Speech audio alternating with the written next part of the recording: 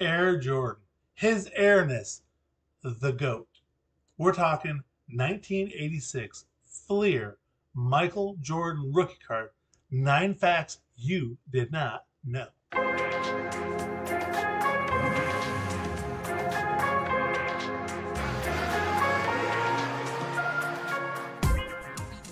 Happy Hobby, I'm Dave Gunness. Today we are talking about Michael Jordan, the 1986 Fleer rookie card, and the 9 amazing facts that I don't think you knew. Now, you may have known some of these, but this is a series we're running, so I have to call it the 9 amazing facts you didn't know. We did the 1989 Upper Deck Ken Griffey Jr. rookie card. I'm pretty sure you didn't know any of those facts. That was pretty tough. Those are pretty good. This video is one of my all-time watched videos on my channel, the Ken Griffey Jr. rookie card. Everyone loves that card, so a lot of people watching, a lot of good comments. There's also an article I wrote on The Athletic about that card, the 9 amazing facts you didn't know, and it's also one of the most popular articles I've ever written for that site. And we're also going to end up doing the 1986 Topps Jerry Rice 9 amazing facts you didn't know about his rookie card. So just bear with me. This is going to be 9 great facts. You may know a couple of them, but I'm pretty sure you didn't know all of them about Michael Jordan as 1986 Fleer rookie card. Let's get into it. So the first amazing fact you did not know is, even though this is called his rookie card, his Fleer rookie card from 1986, he came out just a few years earlier, but just understand this was his first card. The number one amazing fact you did not know is it's not really his first NBA licensed card. That's right. Star basketball cards, they came out with a set in 1984 and 85, and they produced Jordan's first NBA licensed card. Now, here's the difference, is most people don't look at that as his true rookie card because you couldn't buy it in wax packs like we do today or foil pack, whatever kind of packs you buy them in now, because they were in team packs. So when you bought Star cards, you would buy the Chicago Bulls team pack. So guess what? You would know who was in that pack already before you bought it. You could buy the Lakers pack. You would know Magic Johnson and Kareem Abdul-Jabbar are going to be in that pack. So it's not quite the same as getting a true rookie card of someone in a pack. You did not know if his card was going to be in there or not. So that, for me, it counts. With all that said, I'd still like to have a 1984 Star rookie card of Michael Jordan. I'm just saying. The number 2 most amazing fact is that this is the most counterfeited card in the sports card collecting hobby. Now, there's a lot of different ways you can try to detect if a card is a fake or not. And there's a lot of ways where the counterfeits are actually still look super authentic. So it takes a company like PSA or SGC, one of these big companies, to really get a good look at the card, to really know if it is a fake. You can find online, you can find guys. You can take a picture and put it on the 1986 Fleer Facebook group and have them take a look at it, and they can give you an idea if it's a fake or not. One of the main ways I've seen that really stands out if that card is a fake or not is the coloring on the little arrow next to the Fleer crown logo in the top right corner of the card. The card should have a different, almost like an orangey color on the arrow, whereas next to it's more yellow. So you don't want it to be the same color. And a lot of the counterfeits, it looks like it's the same color. And plus, when it's blown up, the original, the authentic card, has little dots inside that arrow, whereas a fake, it's just a smooth yellow. The number 3 amazing fact about this card is Jordan's rookie card. Obviously, he was a future NBA Hall of Famer. That's just one of 12 future NBA Hall of Famers rookie cards come from this 1986 Fleer set. Now remember, there were no basketball cards produced for about 5 years. So when this set was produced, all those rookies from the first half of the 80s basically are in this set. You got your Hakeem Olajuwon, your Patrick Ewing, your John Stockton, Karl Malone, Chris Mullin, Isaiah Thomas, Dominique Wilkins, James Worthy, Joe Dumars, Ralph Sampson. He's in the Basketball Hall of Fame. He's probably more so for the college part. But still, Charles Barkley, another great rookie card from this set. A lot of Dream Teamers rookie cards come from this set. Amazing fact number 4. This isn't really that amazing fact. It's just a statement. The multiple colors on the borders of this card set made it really difficult on grading. It's very difficult to get PSA 10s on these cards because of those borders. It shows chipping more. This was Fleer's first foray into basketball cards. The backs are a little different. Like everything's a little different than what Topps was doing. Different cardboard, different stock altogether. And this was a little more tough on the grading. So there's only about less than 7% of the over 17,000 cards sent into PSA came back with 10s, which is a very low number. Now, there's a sports card analyst named Chris Stuber who made a really interesting remark. He said, back then, and I forgot all about this really, back then in the mid 80s, people didn't have top loaders. They didn't have penny sleeves and these types of things to protect them. They're putting them in cardboard boxes and they're putting them in the, the 9-sheet pages, those protective pages like binders, like, just horrible for cards. They didn't really, there wasn't, eventually collecting supplies caught up to the demand of that. But back then there was not a lot of that stuff, which means a lot of cards were not protected really well. Amazing fact number 5, that within 14 months, a PSA 10 Michael Jordan 86 Fleer rookie card sold for 19 times what it had sold for 14 months earlier.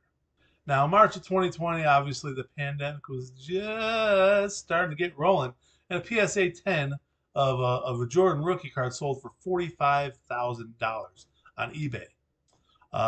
1 month later, The Last Dance, that documentary, came out on Netflix, and of course, the pandemic with everybody home watching that pandemic, everybody got nostalgic. You're home, you're going through all your stuff, and the card collecting industry exploded, of course.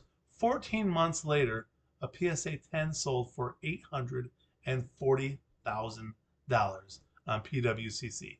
So again, it went from $45,000 in March of 2020 to $840,000 in July of 2021. Just 14 months later. Is that 14 months? Yeah, 14 months later. I think that's 16 months. But even the guy that sold that card for $45,000 has to be feeling better knowing that in between 2017 and 2019, that PSA 10 card was selling for about $26,000. Now, little story for you to know about me is I used to own a PSA 6 Michael Jordan Fleer 1986 rookie card. And when the card collecting boomed in late 2020, I ended up selling my card for 6 times what I had purchased it at in 2015. So I was super happy with that. A year later, it would explode. It's still not down to what I sold it for. And I do look forward to getting another one at some point. But for now, I'll be happy. I'll show you what I got. I'll be happy with that for now. But needless to say, I could have held on to it for longer. But think of all those other cards that people have held on to, expecting it to go just a little bit higher, and then the bottom drop out. So I'm not too beat up about the fact that I made a 6x return on my investment. Amazing fact number 6 is, despite this card being considered one of the holiest of holy grails for everyone to collect, it's the most iconic basketball card ever. Despite that fact, it's still the 10th most graded card in PSA history. So that's an awful lot of cards out there. There's over 25,000 of these cards have been graded through PSA alone. There's another 13,000 graded rookie cards over with Beckett, and there's 3,400 more graded at SGC, with well over 40,000 Michael Jordan rookie cards out there, graded, slabbed. You'd think, well, it's gotta be pretty cheap, right? There's 40,000 of these cards out there. No. And there's a reason why it's still considered one of the holiest of holy grail cards to get, because amazing fact number 7, According to AltonInsights.com, over 70% of the owners who have a Michael Jordan 1986 Fleer rookie card do not plan on selling it. They're holding it. They're hoarding it. They're keeping it. They're holding on to it, and they're just, hug it and squeeze it. They're never going to sell it. So it's a tough card to get because everyone's holding onto these cards. And when they are available, even these guys that already own these cards are still buying more of them. Now, that 70%, that's according to altoninsights.com. They did a great article about it, which I'll put a link to the article in the description. But it's really amazing, and really, really amazing when you think about how many people held onto that card despite the skyrocketing prices in 2020, 2021, and even the 2022. Even right now, the prices are way higher than they were in 2019, and they're not selling them. 70% of the card owners are holding on to it. Amazing fact number 8, even the reprint of that Michael Jordan rookie card is still a sought-after card. Now, how do I know it? Because I bought one. Here it is right here, the Decade of Excellence Fleer 1996. This is the 10-year anniversary from when this set was created. I bought this card off of eBay for about 40 bucks. It's a PSA 9, and this is going to fit in my display back here as a Michael Jordan rookie card holder until I eventually get one. That could be 5 years from now, 10 years from now. But until then, I've got this nice little reprint, which I'm very happy with. And this reprint was actually, it's a pretty interesting card itself. There's 12 cards from this that insert set that was put out in 1996 in Fleer, the Ultra Decade, 1986 to 1996. So there's tributes to the stars from that 86 set: Sam Perkins, Charles Oakley, Buck Williams, Eddie Johnson. There's a few other Hall of Famers. But that Jordan, though, if you want to get a PSA 10 of this, you're looking at spending 175 bucks on eBay. I don't want to spend 175 bucks on a reprint, even though it's sought after. People want it. People want to buy it because it is a gorgeous card to have in your collection, even if it's a reprint. Now, these insert cards were randomly inserted in packs 1996 Fleer. 1 pack in 72 packs would have one of these inserts. So it was difficult to get. It wasn't super easy card to get.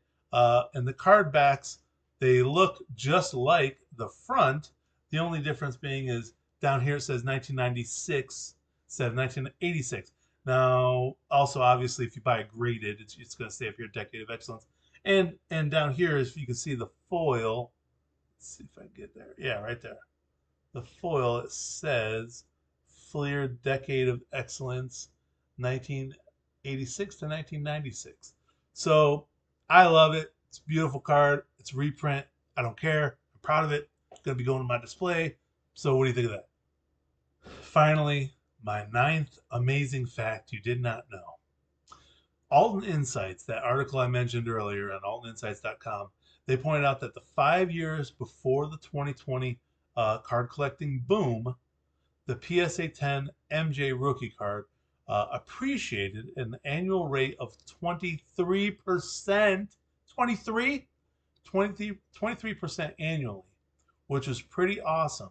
So if it gets back to this in the post card collecting boom, it might still even be a great time to buy it, even though they're expensive now. Okay, maybe you can't get a PSA 10, but a PSA 5. What if you get a PSA 5? That might be a great investment for you. I don't know about might. It's a great investment. But then again, I sold mine too early, so who am I to talk? So tell me what you think about my 9 amazing facts that you did not know about the 1986 Fleer Michael Jordan rookie card.